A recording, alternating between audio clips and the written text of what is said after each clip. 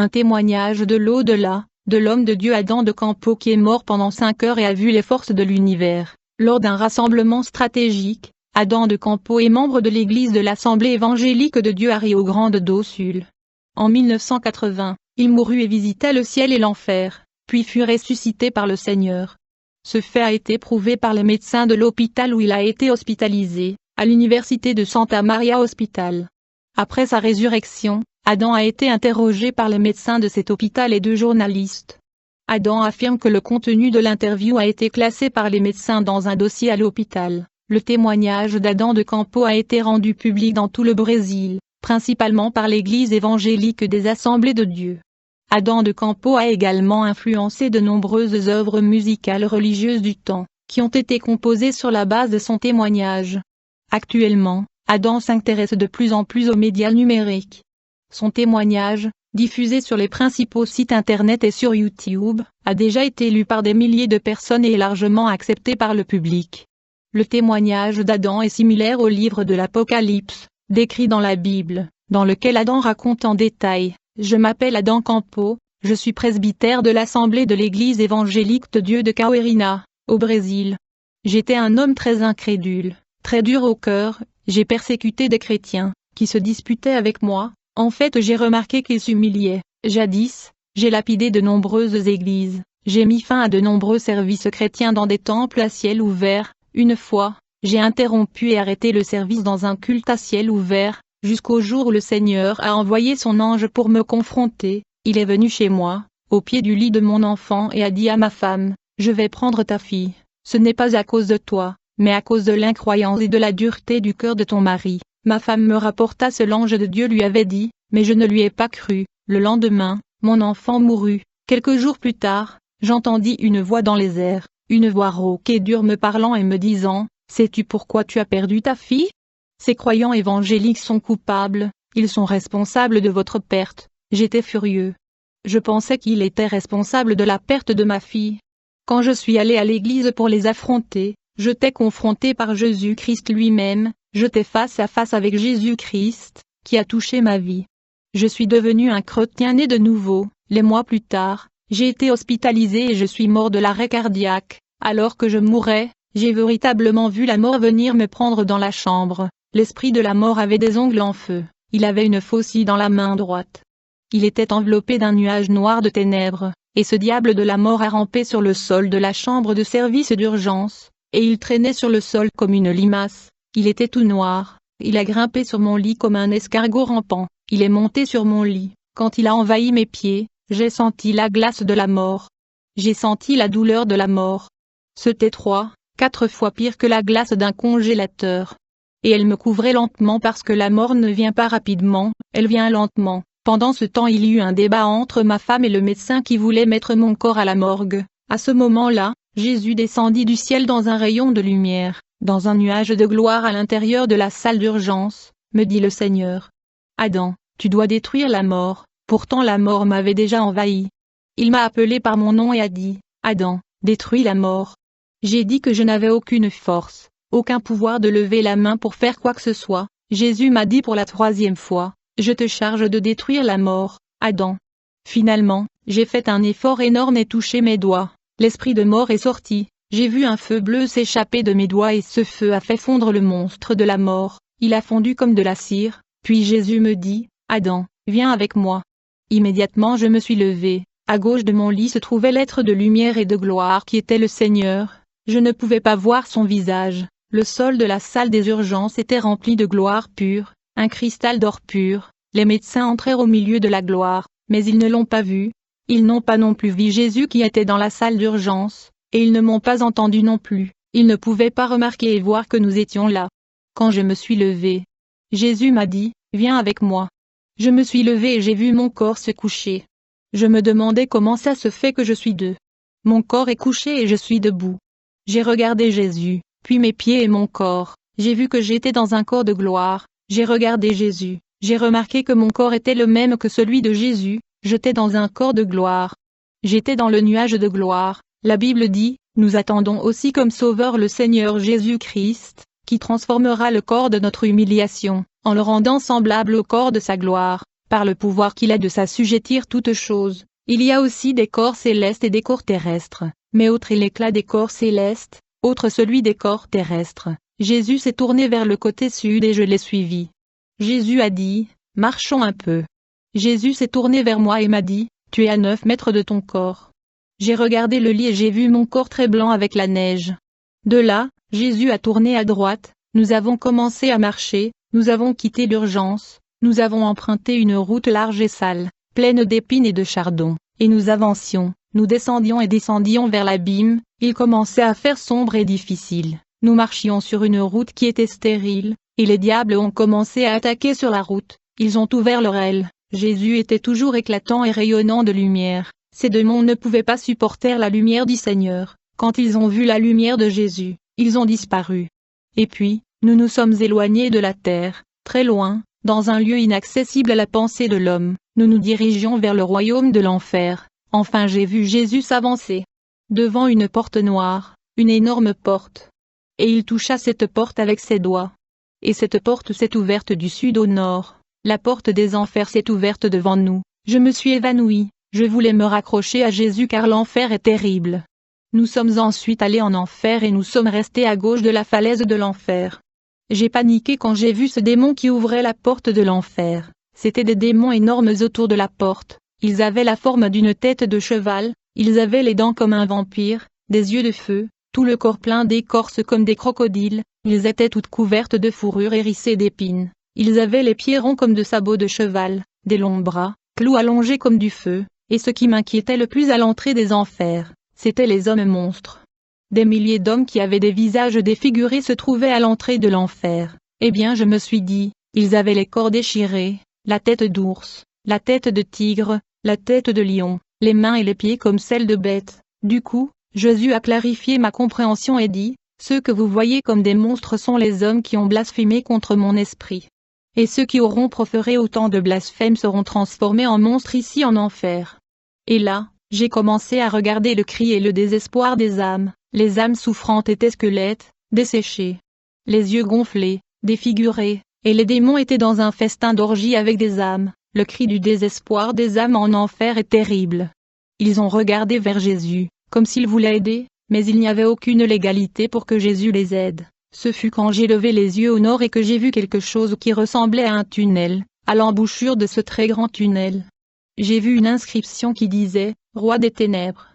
Et sous ce signe se trouvait Satan assis sur un trône noir devant une table, le bout de cette table noire était entouré de chaises noires, nous nous déplaçons dans les cachots de l'enfer. Je pouvais voir le diable, il était très courageux, discutant avec un autre démon qui se tenait devant lui.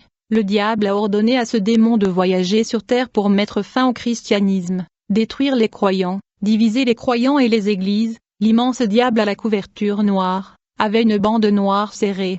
Malgré l'ordre de Satan, ce démon se plaignit à Satan qu'il n'avait aucun pouvoir et aucun avantage contre les croyants sur la terre. Mais Satan lui demanda par ordre de venir sur la terre pour achever les chrétiens, les tuer, les détruire et les exterminer. Dit le diable, mettez le désordre parmi eux, divisez-les, séparez-les, mettez la jalousie parmi eux, mettez la division parmi eux, détruisez-les, tuez-les. Vous devez séparer les couples chrétiens, mettre la jalousie et l'envie parmi les couples, créer un conflit entre les croyants sur terre, mais le démon s'est plaint de n'avoir ni pouvoir ni avantage. Toutefois le diable continua de lui parler et a dit, rendez ces croyants pleins de désir d'être renommés et d'être grands. Pourtant ce démon savait que son pouvoir était limité et il disait au diable, souvent quand ces croyants sont ensemble et quand ils discutent, j'essaie de les approcher, dans la plupart des cas l'un d'entre eux finissent par sentir ma présence, et va se mettre à louer leur Dieu. En conséquence, je dois courir et je suis obligé de tirer mes fléchettes de loin, mais je ne les ai jamais atteints, j'essaie de les paralyser mais elles ne font que chanceler, il est difficile de les toucher. Pendant que le diable donnait ses ordres, il dit à ce démon, fais ce que je te commande sur la terre, si tu ne fais pas ce que je t'ai commandé, quand tu viendras ici, je t'affligerai, je te brûlerai et je t'opprimerai, alors tu prends plus de démons avec toi, prenez plus d'adeptes avec toi. Du coup j'ai vu ce démon pousser un cri qui a secoué l'abîme. Et puis 2 tunnels ont été ouverts du côté ouest, et un grand nombre de démons sont sortis comme un essaim le rejoignant. C'était comme des nuages de diables. Il y avait des petits diables, des méchants diables avec des bouches de feu et des yeux de feu, et ils ont hurlé avec un cri fort.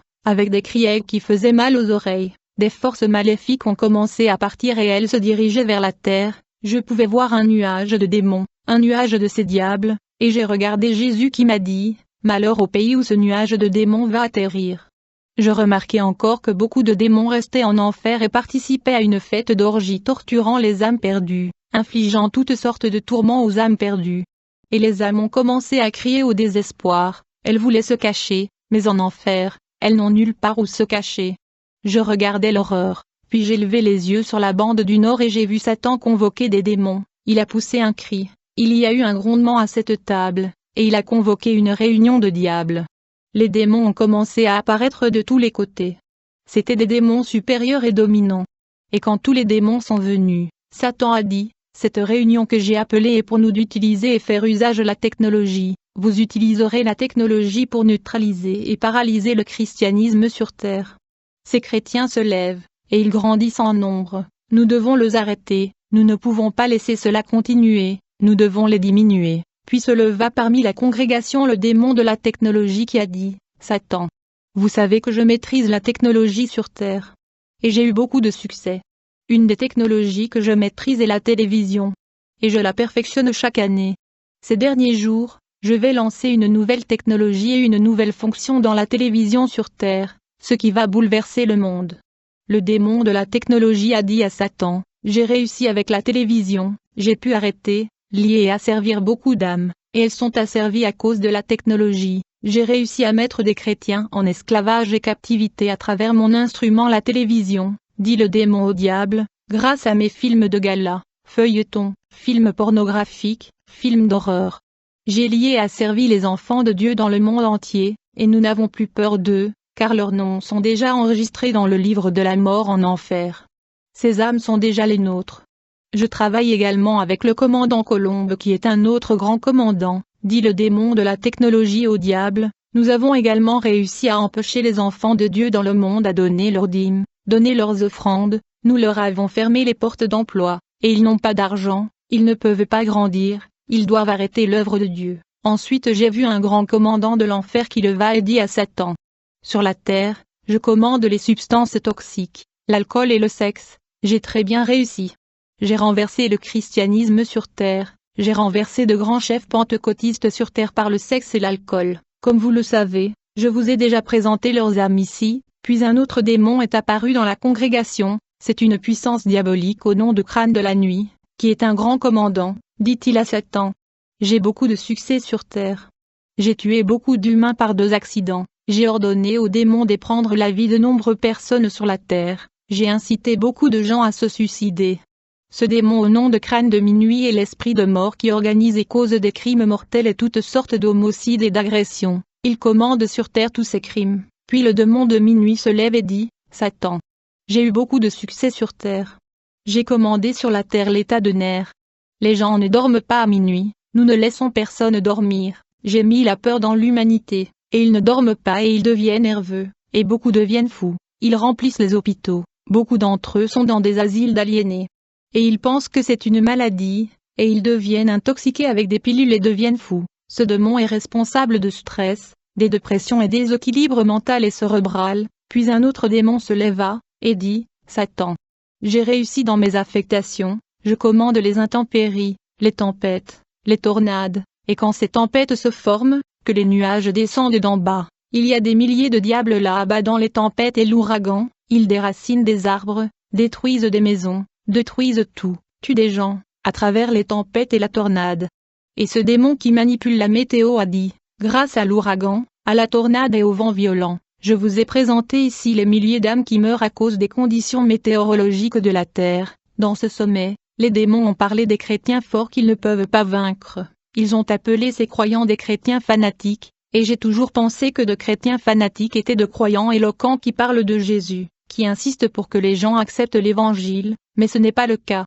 Au sommet des démons, le commandant de démons dit à Satan, « Nous ne pouvons rien faire contre des croyants fanatiques. » Les croyants fanatiques selon des démons sont ces croyants qui ont abandonné le monde, ils ont rejeté la tendance et les bonnes choses de ce monde, ils ont accepté et ils vivent dans la prière, ils mènent une vie de prière, de jeûne et de lecture de la Bible, tels sont les croyants fanatiques. Les démons ont peur d'eux, Ils dirent, nous sommes dans l'obligation de fuir, nous ne pouvons même pas nous approcher d'eux. Et puis le démon de la mer, le commandant Lamandja, qui est un grand leader de la mer, et elle dit au diable, j'ai réussi ma mission sur la terre, je me suis occupé des rivières et des eaux et je vous ai traîné des milliers d'âmes qui meurent noyées dans des naufrages de bateaux et navires. Dans cette discussion sur les démons en enfer, chacun d'entre eux a voulu présenter son travail, son exploit sur terre au diable. Et ces démons avaient déjà grimpé la table. Il n'y avait pas d'ordre, car tous le monde voulait informer le diable sur les âmes qu'il avait gagnées et la destruction qu'il avait causée sur la terre pour être approuvé par Satan. En enfer rien n'est en ordre, les désordres et le chaos sont naturels à cet environnement. Quand j'ai levé les yeux, je suis parti du côté ouest et j'ai vu le puits du Bourbier, très grand. Ce puits de la fange était terrible. C'était l'état pourri de la crasse, l'odeur que je sentis depuis des milliers et des milliers d'années. Les âmes tombaient au milieu d'une étendue de marécages. Et les démons serpents les entouraient à grande vitesse, les martelant avec leur queue, et une multitude d'âmes tombaient au milieu du puits de la fange. Il y avait des milliers d'âmes tombant au milieu de celui-ci. Le démon serpent dit à une âme qui tombait dans cet endroit, « Ami, tu as bien fait de venir ici. Étais-tu fornicateur sur la terre comme nous? As-tu désobéi à ton Dieu sur la terre? Comprends qu'ici tu souffriras comme nous. » Et gens qui ont atterri dans cet endroit ont hurlé de désespoir, de douleur. Et ces âmes ont été forcées de manger des animaux pourris qui sont là en enfer. Et les âmes ne voulaient pas manger, mais il n'y a pas de volonté là-bas en enfer. Les gens perdent leur volonté en enfer. Personne ne règne en enfer. Quand les gens criaient, les queues de ces serpents étaient transformées en verrous, comme du fer et du feu. Ils clouaient et perçaient ces âmes. Et puis ces démons montèrent dans les bosquets. Et elles éclatèrent de rire. Les démons serpents secouaient le sirop et jetaient les âmes sur un rocher. Et une file de démons attendait pour enchaîner et emprisonner les âmes nouvellement arrivées dans l'abîme. J'ai vu les âmes emprisonnées avec le cœur coupé au milieu, les yeux plissés et pendus. Il y avait des souffrances. D'autres avaient la tête écrasée, ils étaient tous dans une sorte de souffrance. Une de ces âmes a été demandée, « Que faites-vous ici ?» Il a dit que je venais d'atterrir ici, je fréquentais l'église, mais je n'étais pas obéissant à Jésus, j'étais dans le péché, j'ai pris le repas du Seigneur dans le péché, maintenant j'ai atterri ici. L'âme a été emprisonnée, enchaînée, jetée sur le rocher infernal.